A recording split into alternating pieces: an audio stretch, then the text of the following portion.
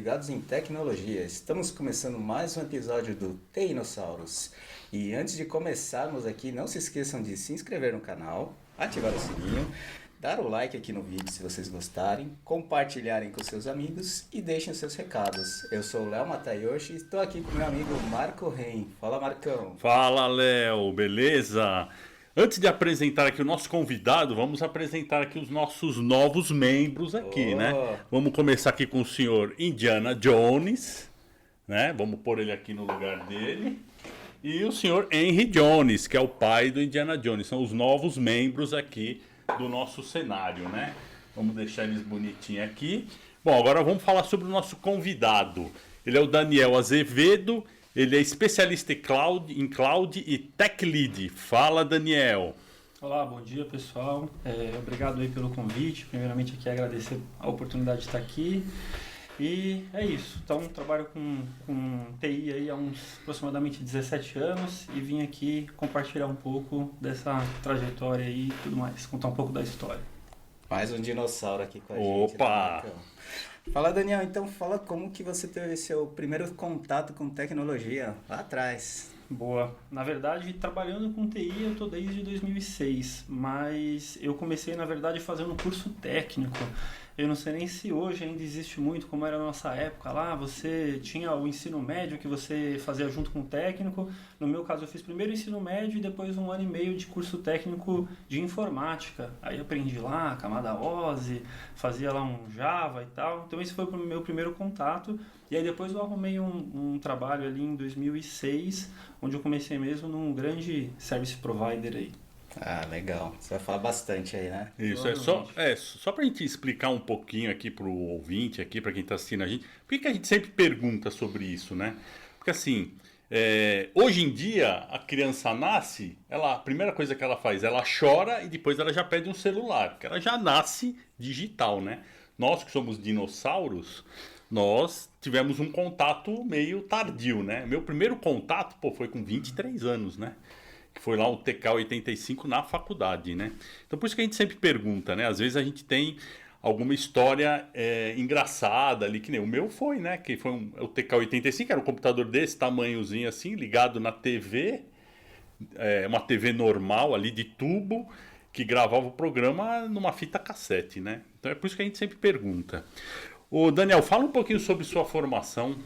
Boa, então aí até, como eu mencionei, fiz esse curso técnico, aí comecei a trabalhar na área, aí entrei para a faculdade. Então na época fiz sistemas de informação, que na época também era um curso bem genérico, ali você saía com conhecimento de TI ali bem generalista, aí aprendi desenvolvimento, aprendi um pouco de infra, de sistema operacional, e aí depois eu fiz uma pós-graduação, então fiz um MBA aí em arquitetura de soluções, mas não sou ali, não considero muito arquiteto.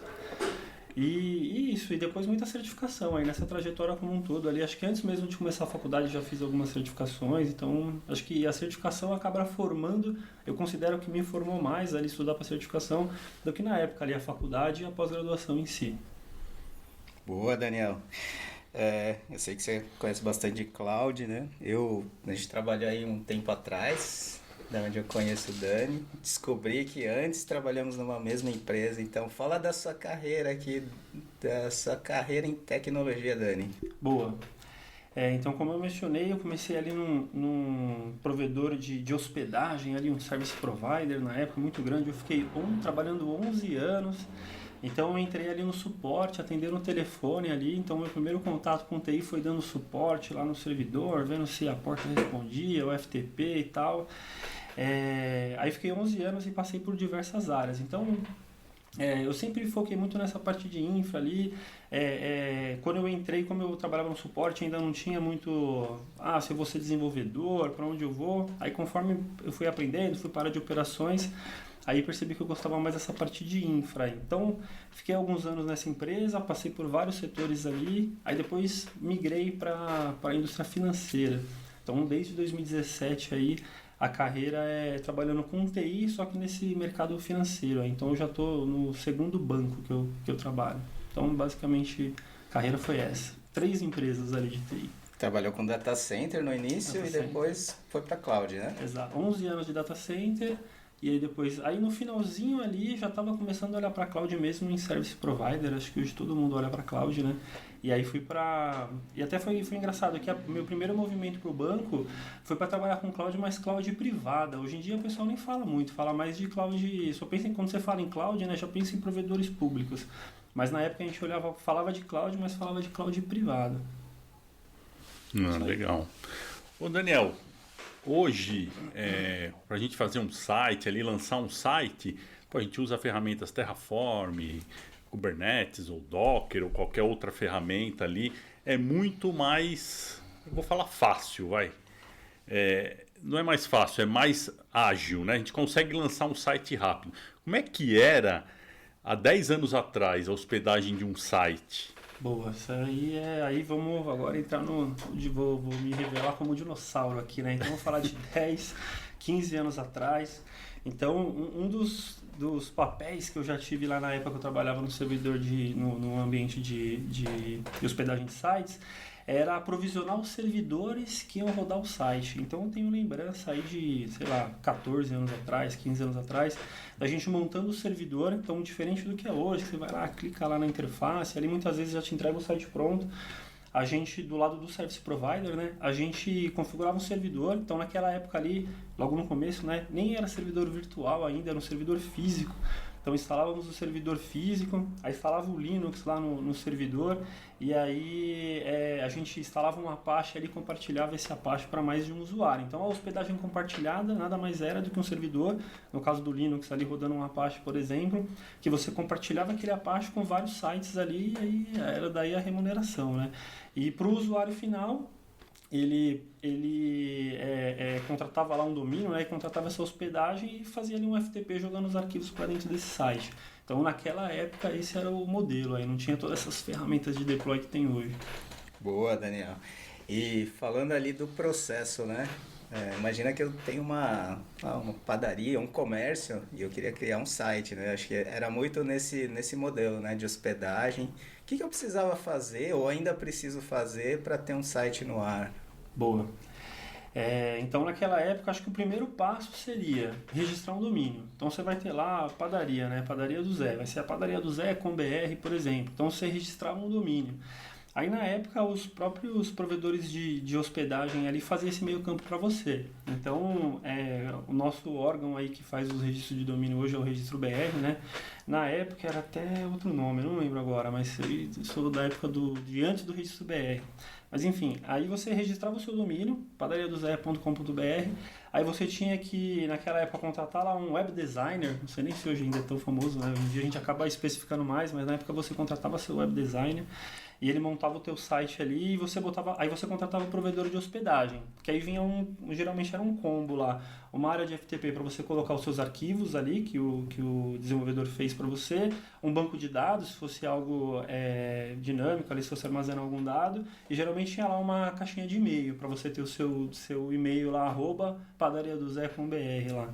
Então, meio que o fluxo era esse, registrar o domínio, contratar a hospedagem para você fazer o FTP e ter lá o web designer para montar esse site. Isso se a pessoa não fosse curiosa e se aventurasse a usar as ferramentas da época lá, um front page, um Dreamweaver que te montavam uns templates meio que simples ali, você preenchia e montava um site simples de HTML. Você acha que hoje ainda funciona esse tipo de hospedagem com grandes provedores de cloud ali, serviços? Cara, é uma boa pergunta, viu? É uma boa pergunta, mas eu acho que sim. Porque até hoje a gente ainda tem muitas dessas ferramentas, aí a galera usa muito ainda. Então acho que ainda o pessoal usa muito esse formato. E eu acho que hoje você ainda tem uma vantagem, que nem eu comentei, naquela época a pessoa mais curiosa ia atrás de repente desenvolver o próprio site. Só que hoje aí entra no que o próprio Marco falou, parece que o pessoal já nasce com o celular na mão. Então hoje para uma pessoa, hoje acaba que cada um já tem a sua própria página, né? Que vai ser lá o seu perfil no Instagram, o seu perfil numa rede social. Então você já tem uma preocupação com o design, como que você vai deixar suas fotos ali e tudo mais. Então acho que para uma pessoa hoje, se ela pegar um aplicativo que facilite ali a construção do site, ela vai ter mais facilidade. Então, acho que hoje é ainda mais simples usar o método que a gente fazia no passado. Ô Daniel, fala um pouquinho sobre o que é LAMP e se MySQL, WordPress e outras ferramentas popularizaram lá a hospedagem? Boa. Então, naquela época lá, se falava muito do LAMP, que é Linux, Apache, MySQL e PHP. Tem muita gente que fala Perl, Python também, usa o P ali, mas na época era mais o PHP. Então, um exemplo bom aí de uma ferramenta que usa esse recurso do LAMP, vamos dizer assim, né, é o WordPress, por exemplo, que é onde você pode gerar conteúdo, né? Um sistema que você consegue gerar conteúdo de site e basicamente vai ser isso. Vai rodar no Linux, uma Apache, vai gerar arquivos PHP, HTML, conteúdo estático e você bota para rodar no serviço de hospedagem. Então o LAMP, naquela época, imagino que mesmo ainda hoje é parecido com isso. Ele, quando você pedia lá você contratava a sua hospedagem, você tinha a opção de ser Windows ou Linux, aí normalmente no Windows rodaria num IIS, né? E no caso do Linux ia rodar no LAMP. Você ia pedir um Linux, ia ter uma Apache por trás, provavelmente, se fosse um conteúdo dinâmico, ali precisasse de uma persistência, você ia ter uma SQL e normalmente era uma SQL, até eu lembro que na época da hospedagem tinha Postgres também, mas o MySQL ali era o que mais se usava, né? E o PHP, para rodar o teu site ali. Boa. É o famoso LAMP, mas tem LAMP até hoje, tem cara. até hoje, né? Tem O PHP é hoje. uma das linguagens muito utilizadas, né? Exato, o WordPress é famoso até hoje. Se você pegar benchmark aí de linguagens aí de pessoal usa hoje em dia, o PHP ainda tem muito, por conta do WordPress principalmente, eu imagino. É muito rápido, né? Tem muito uso, performático ali. Tem muita gente que é contra, hoje em dia o pessoal... É incomum você ver uma pessoa de 20 anos aqui, não, estou mais engajado aprendendo PHP, né? Geralmente o pessoal quer as linguagens aí mais modernas, vamos dizer assim. Mas ainda se usa muito ainda tem um benchmark muito grande. Legal. E você falou que não tem uma carreira muito de arquiteto de soluções, mas eu acho que você tem um perfil bem técnico, mas partiu um pouco para liderança técnica, né? Mudou aí de algum momento para cá? Quando que foi essa mudança? Boa, na verdade eu sempre tive assim, um perfil muito técnico e eu acho que conforme você vai passando os anos, você vai se desenvolvendo na área de TI, meio que faz parte, eu acho que é meio que um fluxo, a tendência é você acabar indo se a pessoa tem um perfil e o interesse, ir para um caminho de gestão, ou conforme você vai, principalmente se tornando um especialista em algum assunto, acaba que você se torna uma liderança técnica naquele assunto ao qual você é especialista, né? Então, eu acho que na minha carreira ali, eu fiquei 11 anos trabalhando nesse provedor aí, e falando dos nomes aqui, acho que é tranquilo, eu trabalhei na Local Web, né? Então, eu fiquei 11 anos ali na Local Web, e no final da minha carreira ali, né, nesse período da Local Web, eu já tinha muita experiência no ambiente, eu estava numa área lá, e acaba que naquela época não tinha muito o papel de tech lead como tem hoje, aí no Ágil, tem alguns métodos de implementação do Ágil que tem um tech lead, né? Na época não tinha. E aí, mas acaba que você virava meio que líder técnico por conta do conhecimento, da bagagem que você tinha, então o pessoal ia ter alguma dúvida ali, te procurava para poder pegar alguma orientação. Então acho que dali meio que começou esse meu viés ali de ir para esse caminho de liderança técnica e tal. Ô Daniel, o que mudou hoje em dia do que você, nessa sua carreira de 11 anos aí? O que você aproveitou dessa experiência que você teve para ser utilizado hoje em dia? Boa. Essa pergunta é legal, porque acabava que nessa época aí você tinha que botar a mão na graxa, né? Eu costumo usar a palavra muito do batuque, você batucava. Então a gente, que nem eu comentei ali, tinha uma época que a gente instalava o servidor, então eu ia lá fisicamente, instalava o servidor, fazia troubleshooting, você tinha acesso às ferramentas para tudo funcionar. Então você tinha acesso ao DNS, você tinha acesso muitas vezes ali, você poderia ter acesso ao ambiente, à estrutura de rede. Então, se você, em uma situação de problema, você tinha que fazer um troubleshooting nesse ambiente. Então, na época que eu trabalhava em Service Provider, a gente tinha acesso a tudo isso, né? Se eu olhar para, depois que eu mudei, principalmente para trabalhando mais com cloud, por exemplo.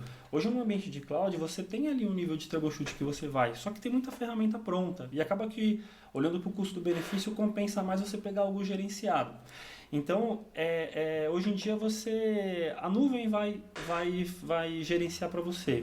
Mas se tem algum cenário que você precisa fazer um troubleshoot mais avançado, eu vejo que esses 11 anos que eu tive nessa época que eu trabalhava com servidores ali, me ajudam. Porque eu vejo que tem muita gente mais nova, por exemplo, que às vezes não consegue se perde ali. Tem uma situação de troubleshooting, aí você vai falar, não, mas aqui vamos conversar sobre um DNS, ver aqui, ou fazer um TCP dump. A pessoa fala, mas o que é um TCP dump, sabe? Quando eu rodo lá meu microserviço gerenciado, se eu vou usar minha Lambda, meu Cloud Function lá, não faz necessidade de um TCP dump, né? Então, eu acho que o que me ajudou muito nesses 11 anos, nesse período trabalhando com o Service Provider, foi essa bagagem aí, principalmente com a ajuda de troubleshoot e de entender como as coisas funcionam.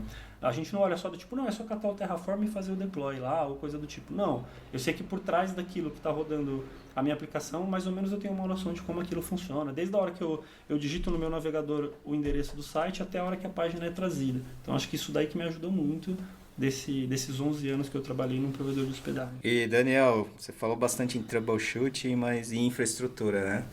Mas você tem um perfil também um pouco de desenvolver. Hoje fala em DevOps, né? Então, cara, o profissional tem que conhecer bastante de infra, mas também desenvolver script, desenvolvimento. O que muda nesse perfil de hoje em dia? Como que você acha aí? Boa. Eu acho que, cara, isso de você ter algumas skills de desenvolvimento, eu acho que vale para os dois, na verdade. Tanto para uma pessoa que é desenvolvedora, ela ter um pouco de conhecimento de infra, eu acho que não é mandatório, mas vai agregar e vai facilitar no dia a dia para essa pessoa, e o mesmo pelo contrário. Mesmo para a pessoa que eu sou focado em infra, mas você ter noção ali, minimamente você conseguir fazer um for, um if, é o mínimo que se espera. Você conseguir fazer um script simples para automatizar, e eu acho que é importante. E pode ser que um dia a gente venha a ser mandatório, tipo, você vai ser obrigado a fazer. Se a gente for olhar hoje, por exemplo, quando você vai mexer ali mesmo com ferramentas de automação que a gente tem hoje, minimamente você vai ter que montar ali a sua receita, o seu script para fazer o deploy. Então é isso. Eu pelo menos, por exemplo, né, eu mesmo na época, mais no passado ali, eu já fazia ali meus scripts ali, mexia com Shell, mexi com Python. Tive uma época aí que eu precisei fazer uma interface para uma gestão de ferramenta de backup. Ali foi onde eu acho que eu mais desenvolvi. Aí eu mexi muito com Django também na época ali, que você batucava com Python ali. Então eu mexi muito com Python. Hoje, de desenvolvimento que eu mexo mais, além de ferramenta de automação ali, HCL lá do Terraform, Groove para mexer com Jenkins, né, que está tudo relacionado à parte de infra, eu ainda brinco um pouco com Python ali quando precisa. Mas sempre uso, assim, mesmo sendo um cara bem de infra, assim, sempre estou fazendo alguma coisa. Eu sei que você fez alguns projetos, eu acompanhei aqui em Python, Cloud Function, né, Lambda, bem legal. É bom ter esse conhecimento amplo, né? Sim, ajuda muito. Legal. Ô Daniel, você se considera um especialista, um generalista? Você gosta de mais de desenhar ou mais de implementar? Boa.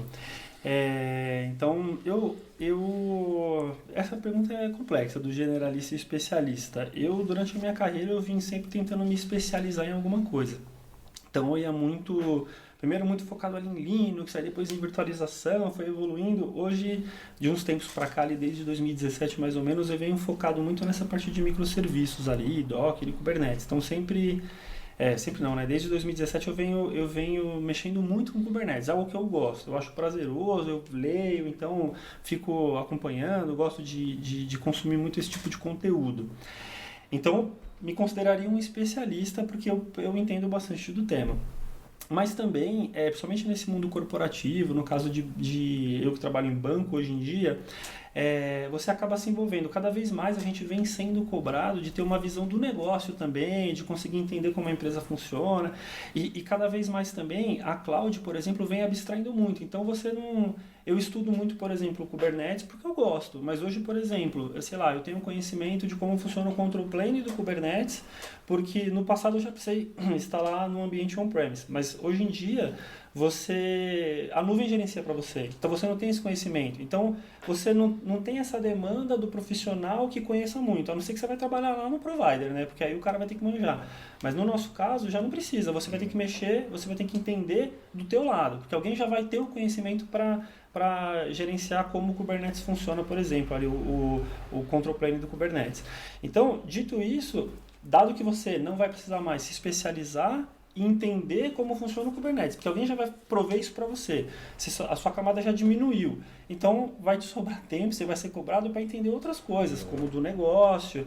Então, meio que acaba que, por mais que eu queira me especializar, tem um tema que eu gosto e me especializo, você tem que ser um pouco generalista. Você vai ter que começar a olhar tanto para a parte técnica, quanto também começar a ter um viés, que é o que cada vez mais vem sendo cobrado ali, somente quando você tem um nível de senioridade grande, mas de entender como o negócio funciona para tentar, acho que, usar a tecnologia para favorecer o negócio. Acho que é um pouco disso.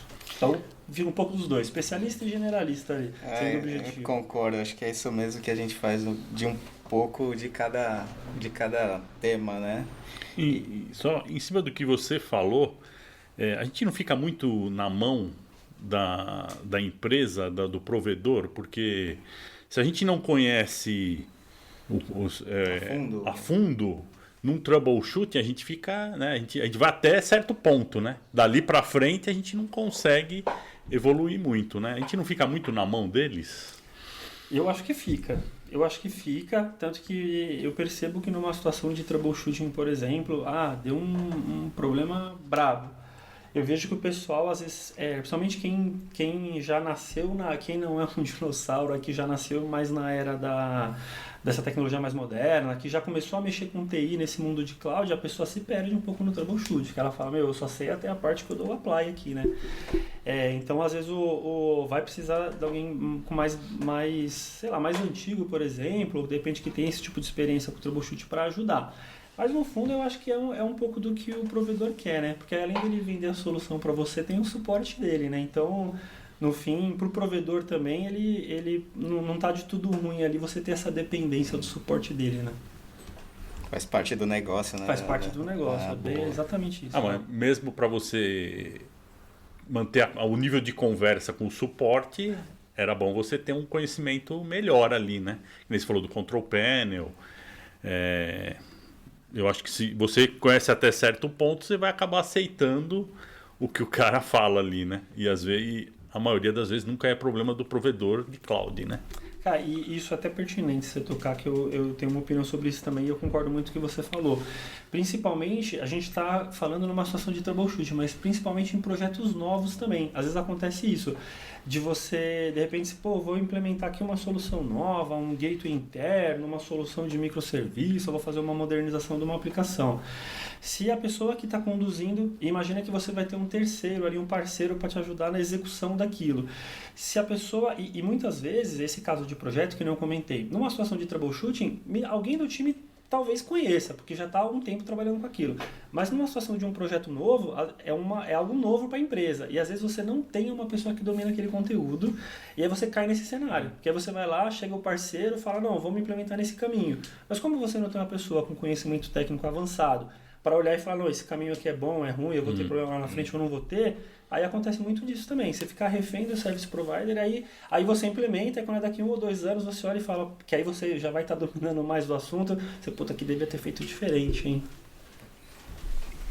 É isso aí. E falando aí de desafios, né? Pessoalmente, quais são os seus desafios técnicos, sei lá, de vida? Boa. Técnicos, acho que é continuar nessa luta aí de estar sempre se especializando, sempre estudando.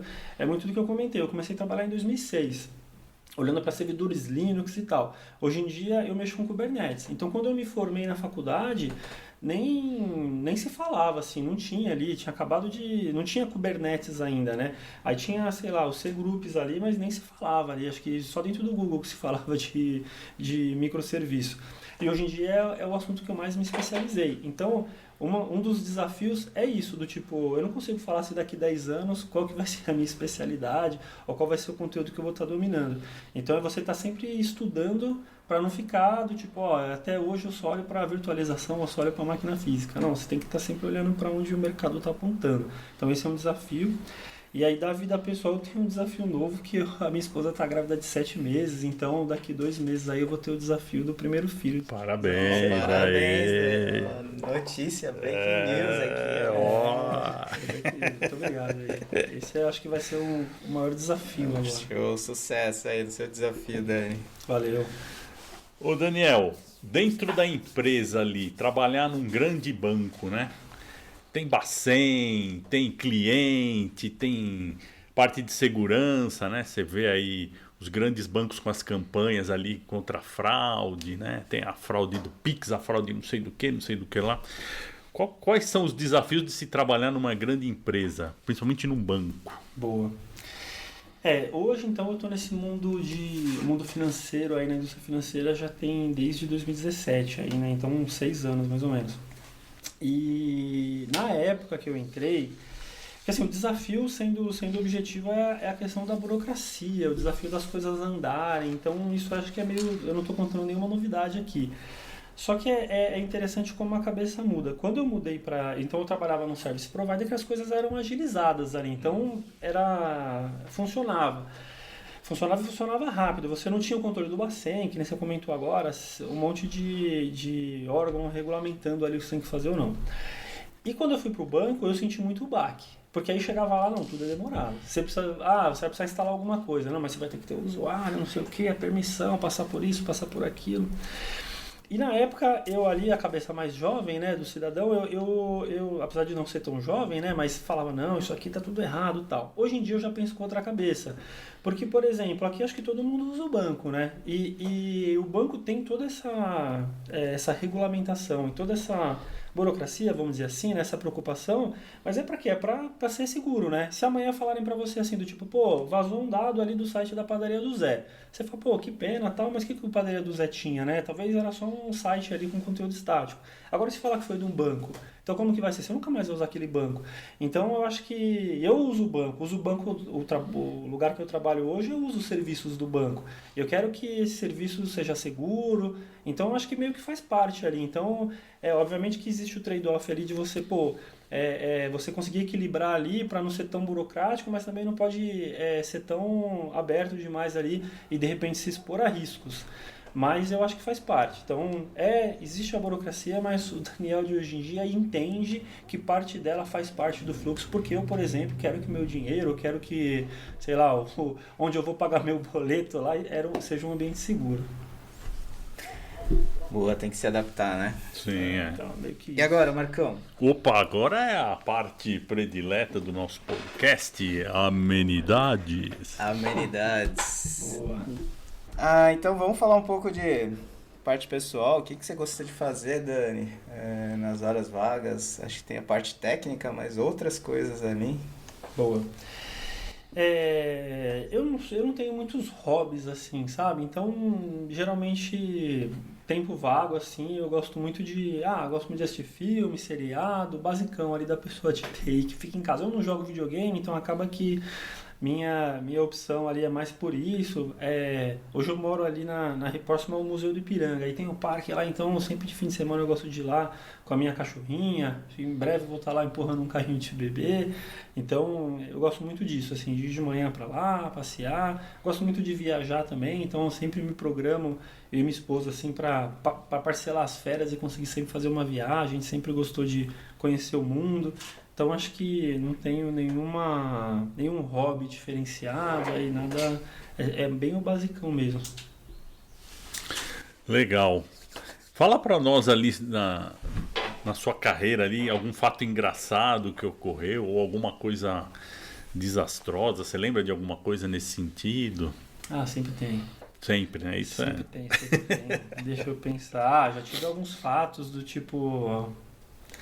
Já aconteceu por exemplo, data center. Já aconteceu vou contar um bom também. Uma vez rodaram um comando errado lá que era para aplicar em um servidor, o cara errou a automação e aplicou em um monte. O nome da ferramenta era o CF Engine lá, tipo um Puppet. Aí ele aplicou em um monte de servidores lá e apagou o bash dos servidores Linux. Aí a gente teve que ficar, é um fato triste na verdade, a gente teve que na época lá, num pendrive, instalar um sistema operacional bootável lá, para a gente poder conseguir rebootar, reiniciar o servidor no pendrive, subir pelo sistema operacional do pendrive, reconfigurar o bash e subir a máquina. Só que era servidor por servidor, e a gente está falando de mais de centenas. Então separou lá uma meia dúzia de pessoas e toca fazer. Aí eu lembro que eu entrei 6 horas da manhã, fui embora 6 horas da noite do outro dia, só lá. E ainda data center, Ela ou você está num corredor muito quente ou você está num corredor muito frio. Esse foi um. E um que eu acho que vale comentar, porque esse daqui acho que é uma coisa tipo mais difícil do que ganhar na loteria. Uma vez eu entrava às 6, aí o pessoal trocava de madrugada, tinha muita manutenção de disco de servidor. Então, aí para quem mexia com servidor físico na época, era muito comum você fazer o quê? A parte de disco, diferente de notebook ali que a gente vai ter um disco normalmente, em servidor você vai ter lá 2, 4, às vezes mais.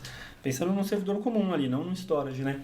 Aí a gente tinha os servidores lá com RAID, né? Que é quando você faz uma configuração que você replica o dado de um disco para o outro, para caso você perder, você ter o dado. Então, enfim, a gente tinha um servidor lá que quebrou um dos discos. Mas como tinha o RAID, né? Então ele tinha o dado espelhado. Aí de madrugada o pessoal ia trocar o disco, fazer a manutenção do disco. Só que era uma máquina muito antiga. Você não tinha mais o fornecedor tal que te vendia aquele disco. Só que a gente tinha lá no estoque, né, lá onde você conseguia pegar uns discos antigos, reaproveitados e aplicar. Aí pensa no cenário. Era uma máquina muito antiga. De madrugada foram lá e trocaram. Quando foi e eu entrava cedo, 6 horas. Aí quando foi durante o dia, começaram a avisar que tinha usuários falando que o dado dele estava atrasado. Tipo, o site estava com dado de 1 ano e meio atrás. Eu falei, mas como assim um dado de 1 ano e meio atrás? Aí eu começo a fazer troubleshoot, não sei o que. Qual foi a moral da história? Trocaram o disco da máquina por um disco que já foi da máquina de 1 ano e meio atrás. E aí quando a máquina subiu por esse disco aí. Então assim, e aí se encaram pro outro disco, o dado antigo, aí foi uma tragédia, tivemos que voltar backup e tal. Mas isso é engraçado porque assim, é uma coisa que parece mentira, né? Mas foi isso, aí tanto que eu olhei lá, não, é o dado era tipo 1 ano e 4 meses atrás. Aí comecei a ver, não, mas 1 ano e 4 meses atrás trocaram o disco dessa máquina. Então era o mesmo disco, só que antigo, que tiraram e que a gente acabou vendo que funcionava. Coincidentemente também. colocaram um disco da mesma máquina. Porque como era um perfil de disco que você não achava. Agora eu vou falar um fato aqui do nosso dia a dia. Eu trabalhei com você, lembro que assim, a gente trabalhou no mesmo time, pegamos projetos ali. Eu herdei alguns projetos que você estava tocando e vice-versa, né? O que você acha desse ritmo aqui? Hoje, trabalhando em squads, equipes, é muito, como fala, muito dinâmico, né? Essa passagem de conhecimento dentro do time. Eu acho que antes era um pouco mais complicado isso. O que você achou dessa... Não sei se foi para mim foi uma experiência, assim, aprendi, tive que ir na correria pegar o seu projeto e tocar, e vice-versa, depois eu saí da empresa, tive que devolver aquilo lá, e você teve que pegar de volta. Então, o que você acha desse ritmo de trabalho, assim? Boa, essa aí foi uma experiência bem legal, inclusive, porque era um projeto na época, né? Eu estava novo de banco, e era um projeto, foi meio que uma ideia minha de implementar algo ali, que era até uma dor que eu tinha na empresa anterior. Falei, não, vamos implementar aqui que vai resolver uma possível dor ali. Só que na época acabou que eu estava tocando meio por minha conta ali, fui tocando tal, meio que sozinho. E aí eu achei bom, porque eu tinha montado uma solução lá que na minha cabeça estava boa, mas não tinha muita opinião externa, né? E aí, quando você teve que assumir esse projeto, porque acabou que eu fui tocar outra coisa e tal, você veio com outros insights, então isso daí foi legal. Já veio e falou, pô, mas por que você fez assim e tal, me questionando coisa que talvez eu não tinha parado pra ver. Eu lembro que na passagem já rolou meio que isso, não, mas por que você fez assim e por que não fez de tal jeito? Eu falei, pô, não fiz porque eu não pensei, mas a ideia é boa. E aí eu lembro que você assumiu o projeto, e aí eu me distanciei, fiquei focado em outras coisas. Aí quando rolou essa troca, eu voltei, né, pro time, aí você foi assumir uma outra atividade. Aí eu já peguei o projeto, pô, bem mais maduro do que eu tinha passado. Então eu acho que isso é legal, é até um benefício, principalmente desse modelo ágil. E meio que a ideia é essa, né? Você não ter muito que dono de projeto. É legal você ter o projeto do banco, né? E todo mundo ali cuidando. Aí foi bom porque eu tinha feito algumas documentações, aí eu lembro que quando eu peguei de volta o projeto, já tinha um desenho de arquitetura mais completo que você tinha feito. E aí eu acho que ter passado pela minha mão e pela sua mão e a riqueza de documentação que a gente conseguiu construir junto, ficou mais fácil até para as outras pessoas absorverem. Tanto que hoje em dia um monte de gente aí tem esse projeto até hoje lá. Continua rodando lá. Continua rodando, funciona. Inclusive teve uma apresentação recente dele, do pessoal falando, porque hoje em dia todo mundo põe a mão. É um projeto de todos. Então é bacana. Eu acho que isso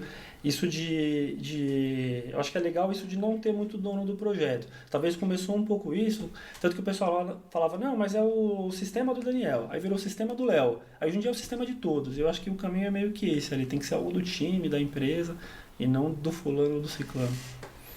Ô Daniel, você comentou aí sobre modelo ágil. O que é modelo ágil? E fala um pouquinho sobre ele. Boa. Bom, eu não sou o maior especialista do tema, mas aí eu vou falar um pouco baseado na experiência que eu tenho, né? Então, o modelo ágil ali eu trabalho acho que desde 2017, 2018 ali na empresa anterior.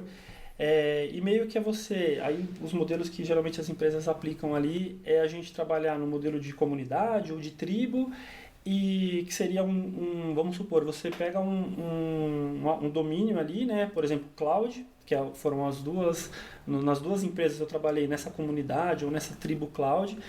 E aí você divide por squads. Então você vai ter lá, eu vou ter um time específico para olhar para pipelines, eu vou ter um time específico para olhar para segurança, eu vou ter um time de desenvolvimento que vai construir um portal interno. Então você vai dividindo por especialidades dentro dessa tribo ou comunidade que vai olhar para o todo. Por exemplo, tema cloud, ou no caso de banco, você vai ter também tribos ou comunidades de negócio para falar de cartões, de varejo, de diversos assuntos ali. E aí falando especificamente das atividades dentro dessas squads, por exemplo, geralmente você tem ali uma tríade, né, uma liderança, que vai ser composta por um facilitador ou um Scrum Master, né, um PO, que é um Product Owner, né, alguém para ficar olhando muito para o backlog, olhando para a evolução daquele tema, que nem eu comentei agora, vai ter uma squad de CI/CD. Então você vai ter uma pessoa com um chapéu de PO para ficar olhando como eu evoluo ali minha pipeline da empresa. E você vai ter o Tech Lead, que é a pessoa que vai dar o direcionamento técnico. Então geralmente vai ser essa pessoa que vai ajudar o time a desenrolar os assuntos, vencer ali as barreiras técnicas que venham surgir, dar o direcionamento, de repente entrar em discussões com outras áreas ali sobre o tema técnico do escopo da squad dela. Então, meio que o ágil hoje, né, olhando ali principalmente no formato que eu trabalhei na empresa anterior e na nova, funciona desse jeito. E eu particularmente acho que é bacana. Traz uma proposta também, aí se fazendo um paralelo com o modelo anterior, de dar autonomia para o time conseguir desenvolver o produto. Antes a gente tinha muito formato ali hierárquico, né? Então ali o diretor tinha uma ideia, não que fuja muito ali, né? Mas o diretor tinha uma ideia, passava para o gerente, ia descendo ali até que chegava no analista. Mas o analista, por que você está fazendo isso? Eu estou fazendo isso porque o meu chefe pediu, né? Então hoje não, hoje a ideia é que tenha um PO e o PO traga uma visão de produto e o time consiga falar, não, eu estou fazendo isso porque isso vai ser uma evolução para o produto aqui que minha squad responde por ele. Legal, Daniel. Eu tive uma experiência como Tech Lead, foi bem legal, e acho que você foi uma das referências, né? Aprendi bastante ali, foi muito legal. E fala um pouquinho mais desse papel, quais são os limites que um Tech Lead ele atua, que tem bastante, assim, eu aprendi bastante, tem alguns limites que ele faz, ele não faz, bem nesse ponto aí, Daniel. Legal. Bom, de Tech Lead, então, mesmo na empresa anterior que eu trabalhei ali, eu já tinha esse papel de Tech Lead. Eu percebo que lá a gente acabava, era um viés um pouco diferente do que eu tenho na empresa atual. Mas eu, pelo menos, gosto muito da ideia do seguinte, como eu comentei, você tem a squad que ela vai cuidar de um produto. Eu vejo muito assim, o time, eu acho que o time vai cuidar do dia a dia do produto, então você vai ter ali, vou pensar numa pipeline, vou criar uma pipeline nova, de uma linguagem nova, o time vai tocar isso. O Tech Lead, ele vai ter um papel de direcionar o time, ajudar nas tomadas de decisões. Por que eu vou usar aquela ferramenta ou por que eu não vou usar aquela outra ferramenta? O Tech Lead ele vai ter uma visão de trazer novos conteúdos, então acho que o Tech Lead ele sempre tem que estar provocando o time. Do tipo, será que não é o momento da gente de repente rever essa ferramenta e usar uma mais moderna? Então acho que é um papel também e acho que o principal deles ali é também compartilhar conhecimento. Então, uma coisa que eu sempre me preocupei em fazer, você na época como Tech Lead também fazia muito ali, é um cara muito didático, né? Então, acho que é o papel de Geralmente quem vai assumir um papel de tech lead vai ser uma pessoa já com um nível de senioridade maior, né? Geralmente é a pessoa mais sênior do time, então, tecnicamente falando, né? Normalmente ele é um especialista naquele domínio. Então, um dos papéis ali mais importantes é passar conhecimento, garantir que o time tenha conhecimento, trazer conhecimento para o time, compartilhar. Às vezes, mesmo que você não domine o conhecimento, eu tenho um time aqui, pegando um exemplo de novo, de pipeline.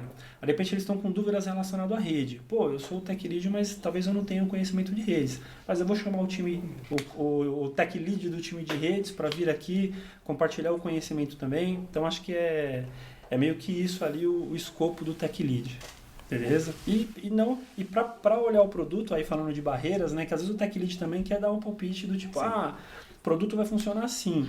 Ele tem que meio que se limitar na parte técnica, porque você tem o PO, que é a pessoa que vai olhar pro produto, né? Obviamente que ele pode influenciar o PO, mas a decisão mesmo tem que ser do PO junto com o time ali, né, num formato democrático de preferência. Ô Daniel, hoje temos vários desafios aí para se manter atualizado, né? Cada vez mais rápido as tecnologias estão evoluindo, né? Como é que você se mantém atualizado? Boa. Bom, atualmente eu estudo, então faço cursos ali.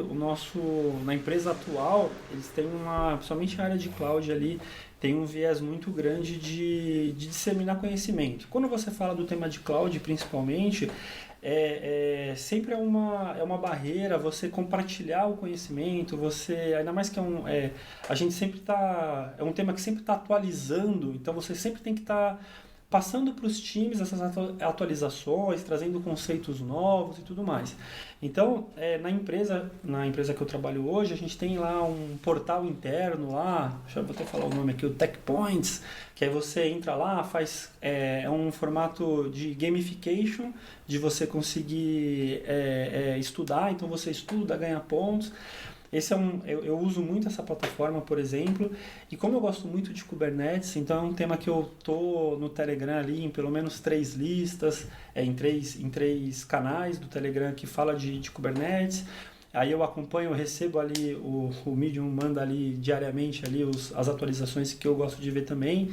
E quando eu quero me especializar mais em algum assunto ali, eu gosto muito de ler livro técnico. Então hoje, tanto que eu até dei uma parada recentemente para tentar ler livros não técnicos, porque eu vinha muito no viés só de livro. Eu acho que às vezes eu vejo muita gente que eu falo que é o especialista do blog. A pessoa lê lá um blog lá e fala, pô, já domina um assunto.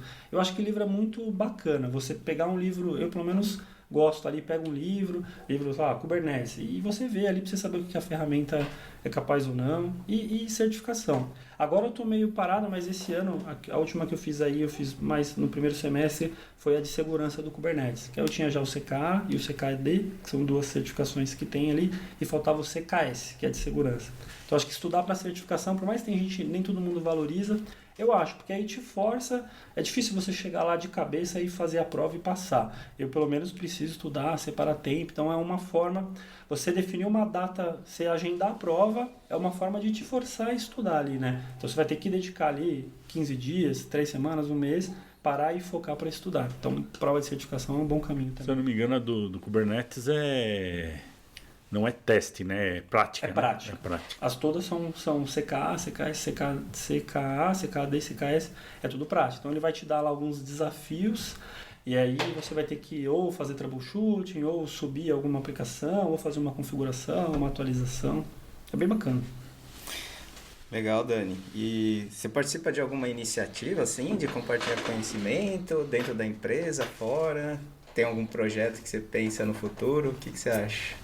Cara, eu acho bem bacana. Hoje, por conta até da vida pessoal, esse tema de... Eu não sei como que vai ser a minha rotina agora com uma criança, então eu estou muito focado nisso. Tanto que não agendei certificação, sendo bem honesto, ali eu tô todo o meu foco para isso, até para depois de nascida a criança, e eu criar uma rotina junto com a minha esposa, a gente se adaptar. Aí sim começar a pensar, agora a minha prioridade aqui é meu filho, dado que a prioridade já consegui estabelecer uma rotina, como que eu agora separo o tempo para me dedicar para estudar? Ou para compartilhar conhecimento. Então hoje eu estou muito nesse foco.